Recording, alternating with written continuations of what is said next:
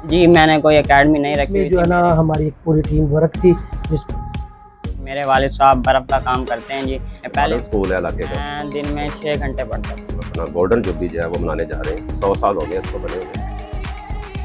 लियाकत सुहेल साहब हमारे साथ मौजूद हैं। इनसे पूछेंगे कि ये तालीमी इदारा कैसे रन होता है और किस तरह जो इसका स्केड्यूल है और किस तरह तालीम दी जाती है, बच्चों को जो है वो काबिल किस तरह बनाया जाता है। लियाकत सुहेल साहब क्या हाल है सर? अल्हम्दुलिल्लाह सल्लल्लाहु अलैहि वसल्लम। सर सबसे पहले हमें ये बताएं कि ये इदारा कैसे रन होता है, कैसे स्केड्यूल है, कैसे उस्ताज़ा को ट्रेनिंग दी जाती है, किस तरह गवर्नमेंट का जो स्केड्यूल है उसके बारे में हमारे नाज़रीन को ज़रा बताइएगा। बिस्मिल्लाहिर्रहमानिर्रहीम। ये अदारा जो है तकरीबन 100 साल हो चुका है। अगले साल हम इसकी जो है अपना गोल्डन जुबली जो है वो मनाने जा रहे हैं। 100 साल हो गए इसको बने हुए। तो शेख साहब हर साल जो है हमारे स्कूल का रिज़ल्ट जो है माशाल्लाह बेहतरीन आता है इलाके में, और ये मॉडल स्कूल है इलाके का। तो 10th क्लास में भी हमारे बच्चे ने पूरे सेक्टर को जो है वो अपना कम्पीट किया, और अब 9th क्लास के बच्चे ने भी हमारे बच्चे ने जो है वो पूरे तहसील में इसकी पहली पोजीशन है। 534 नंबर लेकर इसने पहली पोजीशन हासिल की है। तो इसमें हमारे असातिज़ा को ट्रेंड करने की ज़रूरत नहीं होती। हमारे असातिज़ा जो है वो वैसे ही ट्रेंड होते हैं, क्योंकि हाईली क्वालिफाइड होते हैं। तो देर रात ये मेहनत करते हैं। हमें कोई लालच नहीं होता। गरीबों के बच्चे होते हैं हमारे पास, हम फ्री भी इनको पढ़ाते हैं। स्कूल टाइम के बाद ही हम इनकी कोचिंग करते हैं। तो ये हमारे सारे असातिज़ा की मेहनत है, जिसकी वजह से ये बच्चे ने आज 534 नंबर लेकर तहसील भर में पहली पोजीशन हासिल की है। सर ये बताएं कि इससे पहले आप के प्रिंसिपल और थे जिन्होंने पिछले साल जो वो रन किया इस इदारे को। आज 2 दिन हुए हैं आपको ये चार्ज संभाले हुए। आप इसको किस तरह आगे लेके चलेंगे? क्या आपके मकासद हैं और क्या आपका एम है? हाँ जी, मेरे से पहले प्रिंसिपल जो है शेख असलम साहब थे। बहुत ही यानी 20 स्केल के वो प्रिंसिपल थे, और उनका बहुत ज़्यादा तजर्बा था। तो हमारे स्कूल को वो अब काफ़ी सालों के बाद जो है अबाब बोर्ड को लेके गए हैं। एक ट्रैक पे वो स्कूल को यानी कर गए हैं। तो इसके बाद मैं भी कोशिश करूँगा कि उन्हीं के नक्शे कदम पर चलते हुए इसको मेंटेन रखूँ, और स्कूल का रिज़ल्ट जो है वो हर साल जो है अबाब बोर्ड आए। यही हमारे लिए हमारी कामयाबी है, और यही हमारी इज़्ज़त है जी। बहुत शुक्रिया नाजरीन। ये प्रिंसिपल लियाकत सुहेल साहब थे। अब क्लास इंचार्ज जो हैं, जिस बच्चे ने पोजीशन ली है उस क्लास के इंचार्ज मलिक अब्दुल रशीद साहब हमारे साथ मौजूद हैं। इनकी क्लास के बच्चे ने जो है वो तहसील भर में पहली पोजीशन हासिल की है। इनसे बात करते हैं। सर अस्सलाम वालेकुम, क्या हाल है? सलाम। सर ये बताइएगा कि बच्चा जो आपकी क्लास में जिसने फर्स्ट पोजीशन हासिल की है उसका एक तो नाम बताएं, और दूसरा ये बताएं कि वो किस तरह उसने मेहनत की है और किस तरह आप जो है इसका क्रेडिट किसको देना चाहेंगे? जी, ये बच्चा हमारे पास जो है ये मोहम्मद बासत अली कांजू, ये हमेशा से ही जो अच्छे मार्क्स लेता रहा है। 8th में भी इसने अच्छी कारकर्दगी का मुज़ाहरा किया, और हमारे टर्म्स के रिज़ल्ट में भी बहुत अच्छी कारकर्दगी का मुज़ाहरा करता रहा।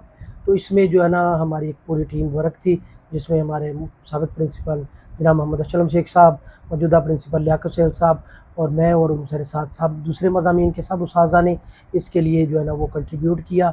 और इस बच्चे को जब भी बुलाया गया एक्स्ट्रा टाइम, फ़र्स्ट टाइम या सेकंड टाइम या छुट्टी वाले दिन भी बुलाया गया, तो ये आया है। उसने अपना वर्क जो ना बिल्कुल बेहतरी के हसन सर अंजाम दिया है, और कभी हमें शिकायत का मौका नहीं दिया। और ये इंशाल्लाह इसी तरह आगे बढ़ता रहेगा, और हम कोशिश करते हैं कि अगली दफ़ा ये इससे भी ज़्यादा इम्प्रूव करे, और अपनी हम इंशाल्लाह कोशिश जारी रखेंगे। हमारी दुआएं इसके साथ है। मुतवस्सित घराने का तालिब इल्म है, और इंशाल्लाह ये आगे बढ़ता रहेगा। और हम इसके लिए और बाकी इसके साथ जो भी दूसरे स्टूडेंट्स हैं जो थोड़ा सा हल्का सा पीछे हैं, उनको भी इम्प्रूव करने की कोशिश करेंगे। और जो हम जहानिया के जो है ना इलाके की खिदमत करते रहेंगे, और इसके रिज़ल्ट्स को मज़ीद बेहतर बनाने के लिए अपनी पूरी कोशिश करते रहेंगे। जी नाजरीन, आपने क्लास इंचार्ज की बातें सुनी। इस वक्त जो स्टूडेंट हैं जिन्होंने नुमाया कामयाबी हासिल की और तहसील भर में पहली पोजीशन हासिल की है, वो अब्दुल बासत कांजू हमारे साथ स्टूडेंट मौजूद हैं। ये भतीजे हैं, नामवर शख्सियत जो तालीमी शख्सियत थी जहानिया की, जिससे कोई भी शख्स जो है वो नावाकिफ़ नहीं है। खादम कांजू साहब उनके ये रिलेटिव हैं और भतीजे हैं। तो इन्होंने भी आज जो है उनके नाम को रोशन किया और उनको आगे लेके चले हैं। अब्दुल बासत, क्या हाल है आपके? ठीक, आप सुनाएं। मैं भी ठीक हूँ। ये बताओ कि 534 नंबर लेके आपने तहसील भर में पहली पोजीशन हासिल की है, क्या महसूस हो रहा है और इस कामयाबी का क्रेडिट आप किसको देना चाहेंगे? मुझे इस वक्त बहुत खुशी महसूस हो रही है। सबसे पहले मैं अल्लाह ताला का शुक्र अदा करना चाहूँगा, उसके बाद अपने वालिदैन की मेहनत और हमारे उस्ताद जो मेरे ख़ास तौर पर मेरे क्लास इंचार्ज मलिक अब्दुल रशीद साहब और दीगर सब्जेक्ट के उस्ताद जैसे इब्राहीम साहब, सर इजाज़ साहब, सर रमज़ान साहब, सर खावर अब्बास साहब, सर गुलाम मुस्तफ़ा बलोच साहब, सर अब्दुल रऊफ़ साहब और सर उमर नवाज़, और ख़ास तौर पर मैं प्रिंसिपल लियाकत सोहेल साहब का शुक्रिया अदा करना चाहूँगा, जिन्होंने मुकम्मल ताउन के साथ मुझे इस तालीमी इदारे में पढ़ने दिया और मुझे पढ़ाया और मेहनत करवा कर मुझे इस मकाम पर ला कर खड़ा कर दिया। बहुत अच्छी बात है। बासित ये बताओ कि आप कितने बहन भाई हैं और वालिद आपके क्या करते हैं, और आपके घर के हालात कैसे हैं? आपको घर से मुकम्मल सपोर्ट मिलती है या नहीं? जी, मेरे 3 बहन भाई हैं और मेरे वालिद साहब बर्फ़ का काम करते हैं जी। पहले हमारे हालात ठीक थे, मेरे वालिद साहब मुलाज़िम थे, अब हालात थोड़े से ख़राब हैं, लेकिन मुझे अपने वालिदैन की तरफ से फुल सपोर्ट मिलती है, जिसकी वजह से मैं पढ़ सकता हूँ।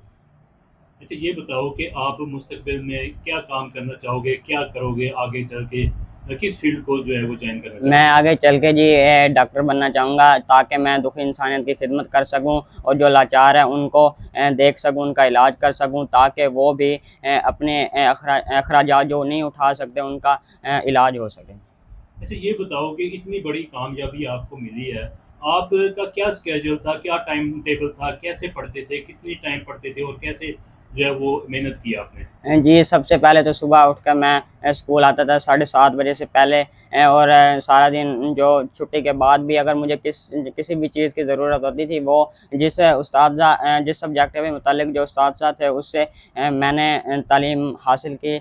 जिस सब्जेक्ट में मैं वीक था उसके पास मैं रुका और अपने उस्ताद से तालीम हासिल की, और मैं दिन में 6 घंटे पढ़ता था। अच्छा, ये बताओ कि ये आपकी कामयाबी के पीछे आपके जो इदारा गवर्नमेंट मॉडल हाई स्कूल है, इसका कितना किरदार है, और आपको आपके साथ उस्ताज़ा ने कैसे तावन किया और कैसे आपको जो है वो एक्स्ट्रा टाइम भी क्या देते थे? क्या आपने कोई अकेडमी भी रखी हुई है? जी, मैंने कोई अकेडमी नहीं रखी हुई थी। मेरे उस्ताद सब ने बहुत मेहनत की और मैं इस इदारे से बहुत मुतमिन हूँ। जो उस्ताद की मेहनत की वजह से मैं आज इस मकाम पर खड़ा हूँ, मैं बहुत खुश हूँ। जो उस्ताद मुझे काम दिया करते थे मैं वो करता था, और बस उनके नक्शे कदम पर जो मुझे वो लीड करते थे मैं वही करता जाता था, और कामयाबी मुकद्दर बनी हो। जी नाज़रीन, आपने अब्दुल बासित जो होनहार तालिब इल्म हैं इस इदारे के गवर्नमेंट मॉडल हाई स्कूल के, इनकी कामयाबी की आपने कहानी सुनी, और इनकी जो तालीम है, जो इनके घर के हालात हैं, और उस्ताज़ा की भी आपने बातें सुनी। लियाकत सोहेल साहब ने आपको बताया कि वो इस इदारे को कैसे रन करते हैं, और 100 साल कदीम ये इदारा जो है वो जहानिया की जो पहचान है, और लाखों करोड़ों जो तालिब इल्म यहाँ से फ़ारिग़ तहसील होकर जो है मुल्क के बड़े बड़े ओहदों पर जो है वो काम कर रहे हैं।